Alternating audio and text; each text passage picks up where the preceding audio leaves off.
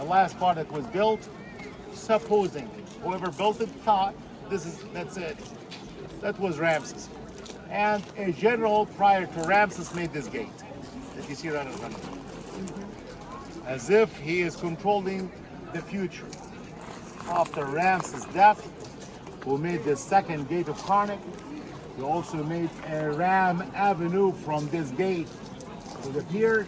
So the piers are Ramses II, the 4 piers are Ramses II. Comes a pharaoh of a Cushite origin, black man. He comes from Cush, he comes from Nubia. You should know that the first time term Kush is used. The term Cush is very first ever used was by the pharaohs of the Middle Kingdom, Pharaoh Snusra III. You also know that. So the land of Cush, where is that? Where is the land of Cush? Where is Cush? In our understanding, a lot of people think Cush or Ethiopia is the state of Ethiopia today. But when Bible talks about Ethiopia, he's talking about Nubia of Egypt and the Sudan. When Bible talks about when we end up the cruise, we'll be in the land of Cush, the Cushites, or the Ethiopian. Ethiopia means black face, 2 syllables. Eat and Ethiopia. There's 2 words that mean black face. And a Cushite pharaoh, Ethiopian pharaoh, you can call it the way you like. If we refer to Bible time, a pharaoh from something called 25th dynasty. If somebody says which dynasties, which dynasties, they didn't say a word about dynasties yet. A pharaoh called Terhaka.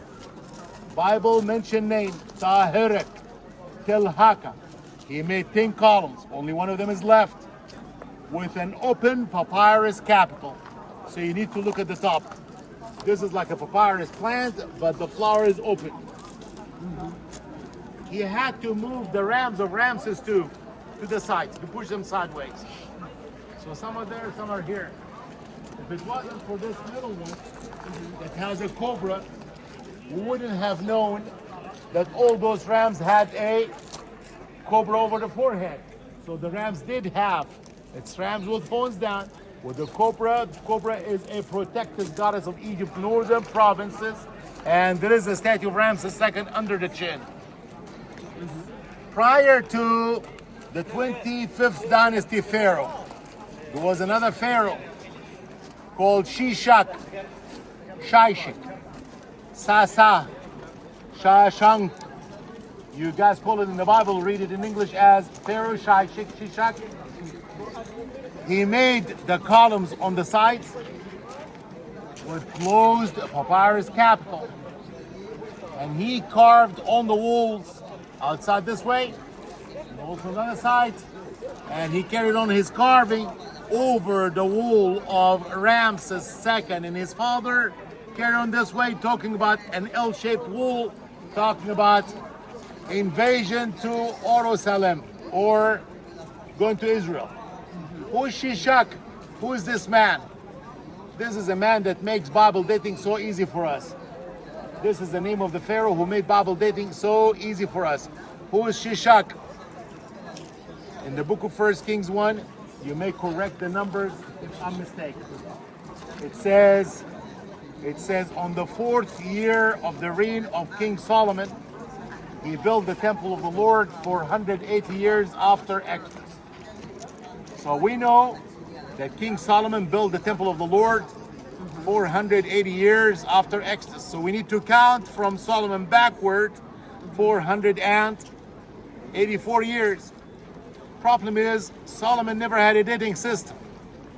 So in the book of 1 Kings 14, it says Pharaoh of Egypt called Shishak, this guy, prepared an army of 1,250 of his best chariots, an army of Libyans, Nubians, Cushites. Yep. And he invaded the temple of the Lord, and he took the shields of the temple. Rehoboam, king of Israel, replaced the shields with shields of bronze. And I think the verse says, on the 10th year of the reign of King Rehoboam, I think it was 40 years old or 41 years old, Shishak invaded the temple, took the gold shields. So this guy took the gold shields from who? Rehoboam. Let's say My brother here is Rehoboam. Who's Rehoboam?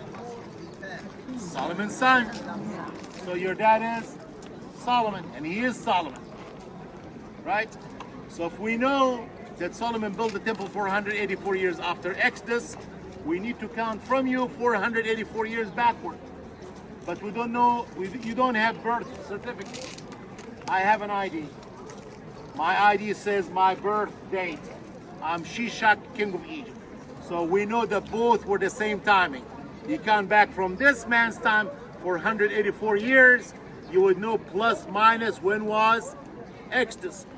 How old was Moses during Exodus? 80 years old. Moses had 3 phases. First 40 years he was a prince. Second 40 years of his life, from 40 to 80, he was a shepherd. He was a Midianite shepherd. He grew beards like Midianites. He was 80 years old, so he can walk. He's holding a staff. It's not really because he can't walk, but he is an older man, gray, with a gown. The Egyptian used to wear, in the New Kingdom, used to wear a shorter kilt. So the first 40 years of his life, he dressed like an Egyptian to fit in. If I go to the United States and I wear an Egyptian galabia, you will think I'm weirdo, right? I would wear to fit. From when he was 80, Exodus took place. So we know if we count 80 more years backward, keep counting back, the time frame would be a time frame of a pharaoh called Thutmose first. The birth of Moses would be during the time of Pharaoh called what? T-H-O-T, Thutmose number 1. Just I'm saying there were 4 of them. Thutmose first had a daughter. The daughter was called what? H-A-T, hat, and a sheep, and a suit. Hat, sheep, suit. Her husband then would be the Pharaoh. Her father would be the Pharaoh during finding. Her husband and would be the Pharaoh during raising up the child. Moses was more than 1 king, 3 if not 4. And then would be Pharaoh like Moses' brother, persecution Pharaoh, Thutmose III. And in actual Exodus, most Bible scholars think it is a Pharaoh called A-A-A-M-E-N, Amenhotep II, Amenuphis II, or Amenhotep II. Let's lose this part for now.